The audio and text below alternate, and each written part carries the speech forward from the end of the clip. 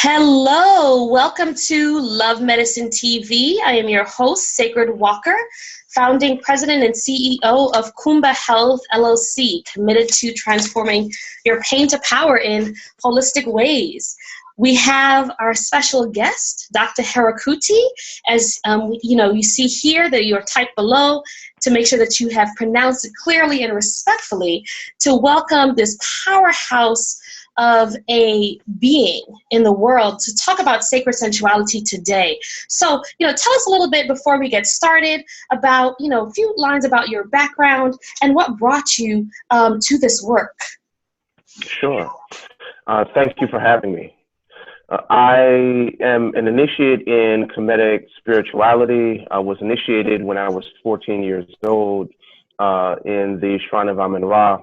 And over the last decade or so, have been the high priest of the Shrine of Sekhmet and Herukhuti, where I provide spiritual education, counseling services.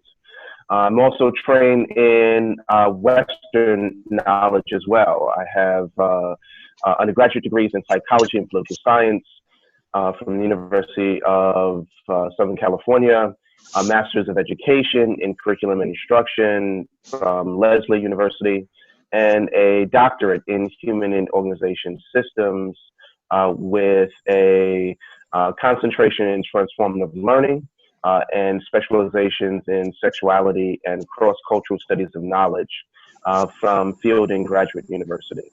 And over the last couple of decades, I have worked as a sex educator, a sex researcher, a sexologist, a healer, a relationship coach, and an academic, author, writer.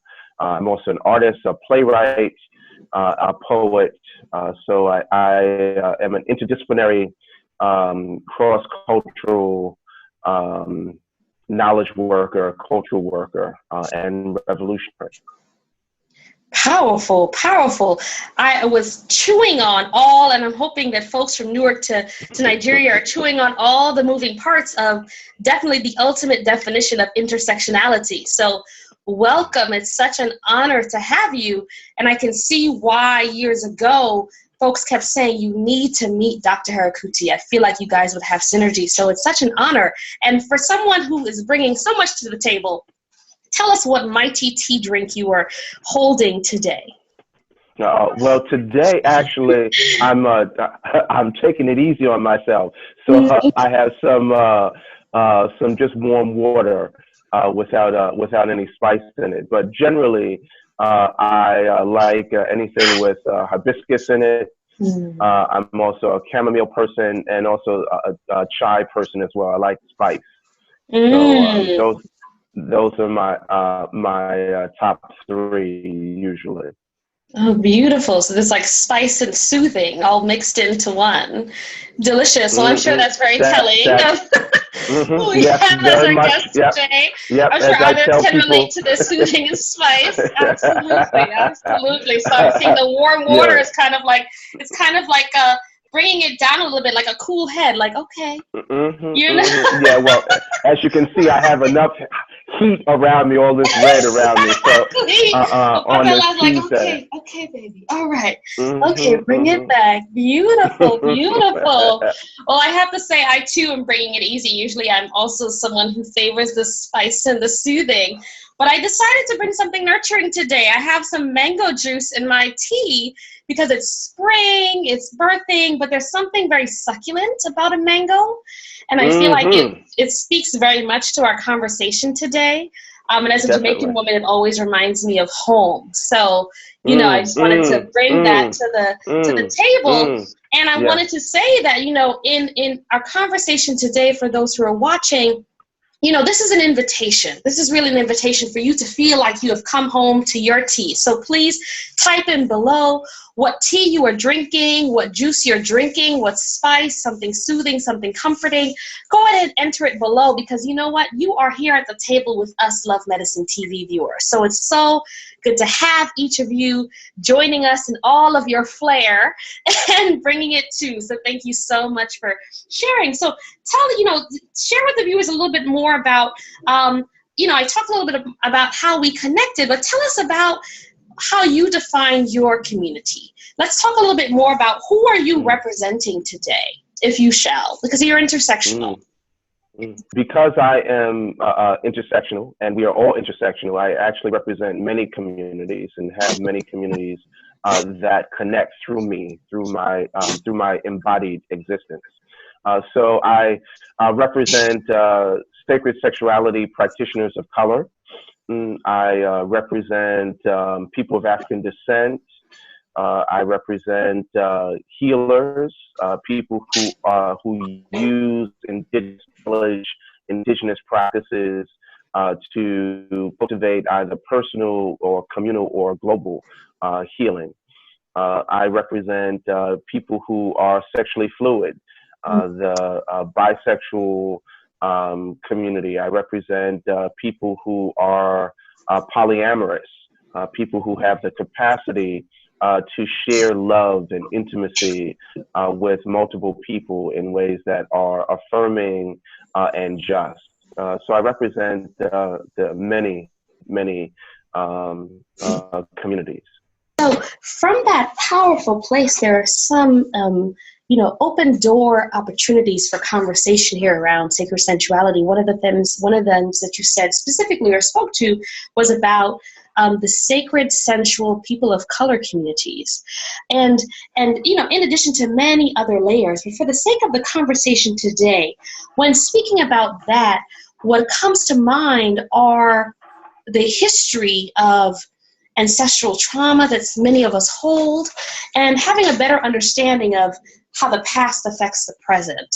And as someone who has really focused on that research, I'm ever curious about how different people show up and translate that to someone who that may not be their language. Like, I might be watching the recording right now and say, what happened to me in the past have to do with today?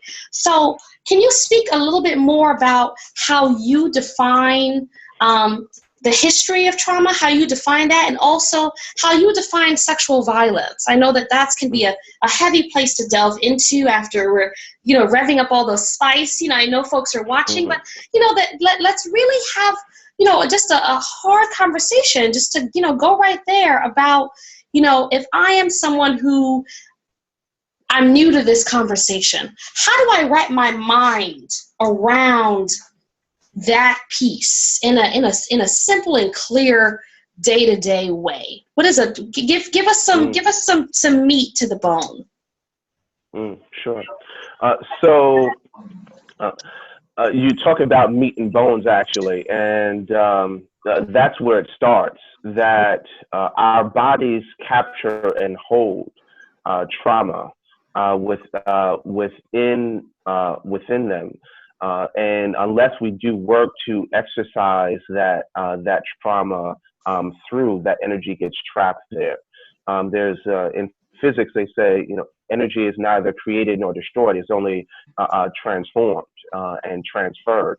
And so that's what happens with traumatic energy, that it gets trapped in the body, and it does not release unless there is some intentional work that happens with that.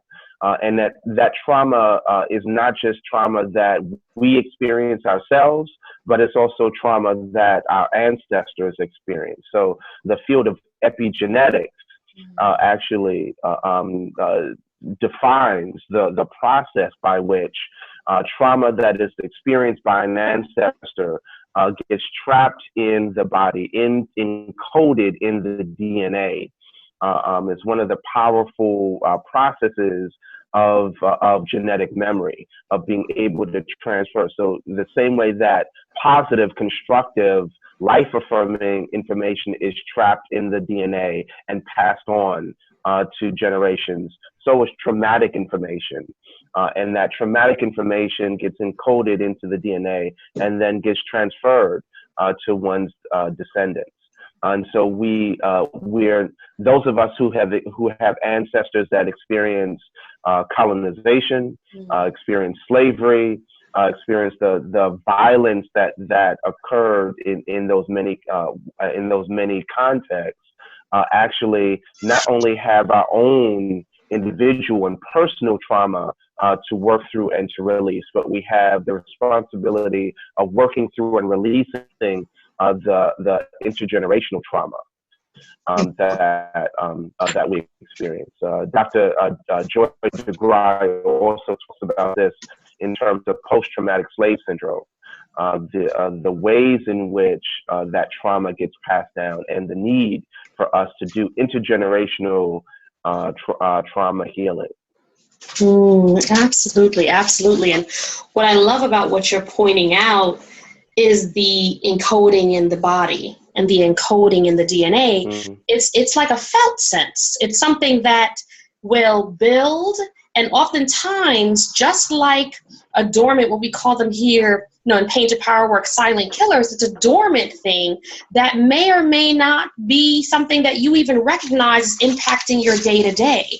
And so, for those, especially for those watching, many of our viewers are in the healthcare field, many are scholars, many, we've been talking about this conversation, but for those in, for example, certain corporate environments where feeling and not being efficient is not really seen as productive. It's about coming in, repressing what's going on in the body, and moving forward.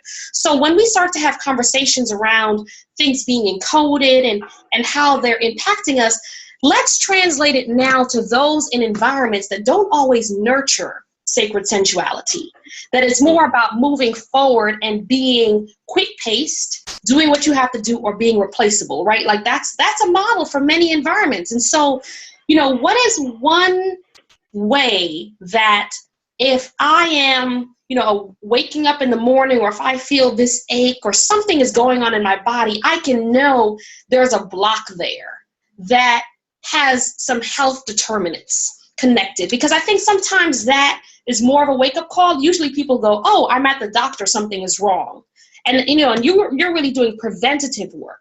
So what are some signifiers that, I need help? What is a clear signifier that this thing in my body has been affecting me? Oftentimes it comes in the form of emotions, intense emotions that aren't connected with the immediate context. So, for example, you may see something, you may read something, it could be a movie, it could be something that someone says, it could be a song, and you have a deep emotional reaction to it that feels like it comes out of nowhere. That's a clear sign that there's something going on that's larger than that moment that needs to be unpacked and explored. And it could be something from your personal past, or it could be intergenerational. It could be an ancestral trauma that's being triggered. So that's one. I would say also that in general, the environment, the corporate environment, where one is perhaps sitting at a desk for 8 to 10 to 12 hours a day, that has an impact on the body. And people in corporate America understand that in terms of ergonomics and the need to, for example, have desks that are standing desks as opposed to sitting desks. They have at a keyboard, they have a pad that helps to support the wrist in a particular kind of way. So there is a slight attention to the fact that in the corporate culture, there are costs, there are traumas that the body experiences as a result of the physical environment and the physical culture. And so there's oftentimes a need to address that and its impact on libido and its impact on intimacy, the ability to shut off one's sensual self, to shut off one's intimate self in the workplace for 8 to 10 hours, and then come home and be expected to be loving and caring and sensitive to a partner's needs and those kinds of things. Like that's a lot to ask without having any kind of practice or skill set at doing that kind of work. I would also say that in the corporate culture, there are issues of sexual harassment and sexual violence that happens. And so how one lives in an environment for 8 to 12 hours a day where their physical being is being violated, either verbally, through comments, or through unwanted touching, those kinds of things as well are circumstances in which people can start to say, okay, well, I need some help with developing sexual empowerment, sexual agency over my body. I need help with supporting my ability to stand in my my ownership of my body, and also recognize where those things are connected to ancestral trauma. So you have an ancestor whose body was not their own because their body was property, and then several generations later, you're existing in a corporate environment where your body is only valuable to the degree that it is promoting the productivity and profit of the organization. Like, that has a link, that has a traumatic link, that has a intergenerational link that we can unpack. Powerful, powerful. I mean, what you're really speaking to on so many levels very clearly is both the repression of desire, but you're also speaking to what we're looking at is some institutional transference, right? Like, what are the ways historically that now that same model has been replicated? And for you to bridge that gap and expand the definition of sacred sensuality is a conversation that's not often had. And so I'm so glad that you are both bringing it to the table and making that transfer of how do you leave from your workplace and then go home and have to really show up in a way that is expected to be tender, compassionate when that is repressed throughout the day. What are the ways that is limited? What are the ways that can become painful? And what are some of the health risks or health outcomes of that? And so, tell me now about, because it sounds like you're really about reclaiming this confidence building, this assertion, the sense of reclaiming a connection to really genuinely who one is in community. What are the ways that you do that? Because that is love medicine work, right? And that is something that's how I see it. Is why I'm so glad to have you here. How do you do that work to support to those? What do you have coming up that if someone is watching this and they say, you know what, I came home and I snapped at my partner because my supervisor had so many expectations for me that I could not meet. Or I don't understand where this ache is coming from in my womb, but something about it feels older than now, or whatever it is, or I'm not really feeling in touch with my desires anymore. How can individuals in a world that's so changing and so challenging tap back into that? What resources can you provide for being that love medicine practitioner that I'm seeing you as? Yeah, so we actually have a sexual empowerment series coming up in May. It's a 5-month sexual empowerment coaching program where I work with individuals at both on a one-on-one and also in a group level to work through some goals that they have to expand their sensuality, to expand their capacity to be intimate, to communicate, to feel their feelings, to feel their desires, to open up new areas of exploration for them that they have been holding back on because of shame or guilt or feeling like one is not enough or feeling inadequate. Or folks who just feel unsatisfied in their current sexual, romantic, intimate relationships and want to develop some awareness and some skills that help them move past the lack of satisfaction into what we're calling peace, pleasure, and passion. Like Yes. those three powerful concepts that I pray and I wish for everyone in their intimate relationships and in their intimate lives, in their relationship with their self, to come to a place of peace, pleasure, and passion, where you can feel rooted and settled where you are, where you can experience the ways in which the universe can love on you in such pleasurable ways, and that you can feel the fire that drive of passion to accomplish not just your sexual goals, but your life goals.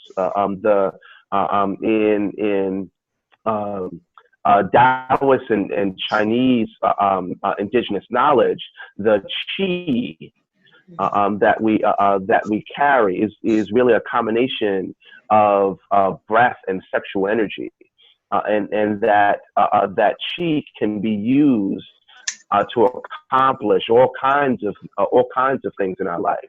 So it's the ability to collect and to circulate the qi through the body and the qi through one's life and the qi in one's community is a very, very powerful and useful skill to have. So be working with folks to define some goals and to work through over 5 months different exercises using the arts, using indigenous knowledge and spirituality, to contemplative practices to achieve those goals, and to give people some skill sets that they can use long term. Beautiful, beautiful. Peace, pleasure, and passion. And for those, and tell us, for those who are watching, where will this be based? If I want to plug in, tap into it, I see, the link has been provided for you. So go ahead. This brother is for real. Two-spirit individuals for real.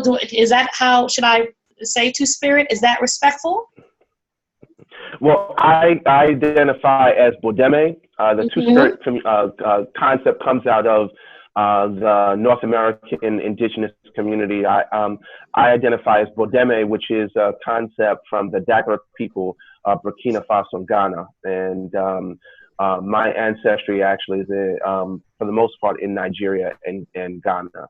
And the Bodeme concept is similar to Two-Spirit. It is those of us who travel multiple worlds, who sit in multiple houses, and because of that, we can communicate across genders, we can communicate across sexualities, we can communicate across worlds. Absolutely, absolutely. And, as we recently saw in Essence, it's so important for us to continue to bridge build and to broaden that spectrum. So to really acknowledge and appreciate all of what you were sharing. For those who are interested, how do they find out the location? Like, where is this located? Is it virtual? Is it in person? How can they plug in? So we have in-person option here in Brooklyn, New York. And we also have an online option using Google tools. So folks can participate in either context. And as you said, the link is provided. Folks can go to the website for my center. The center is the Center for Culture, Sexuality, and Spirituality. And our website is sacredsexualities.org. And folks can go and find out more about our services and find out more about the work that we do, including the 5-month sexual empowerment program, Peace, Pleasure, and Passion. Beautiful, beautiful. So those who are watching, wherever you are, you can go ahead and tap into this, because you have virtual options and in-person options in Brooklyn, New York, and definitely make sure that you recharge. And for those who are watching, do let go and trust this process. Trust what is on the other side when you line up. As someone who's a manifestor, trust and know that when you align with that pleasure and that passion, that peace will come because you've opened up to a part of yourself that you have been longing for, that you didn't even realize was there often. So move with Dr. Herukhuti into this journey. We are so grateful for you coming on today. We are so grateful for seeing, maybe even catching on the other side and having some testimonials of seeing how folks move through this process. So we would love to have you back on again.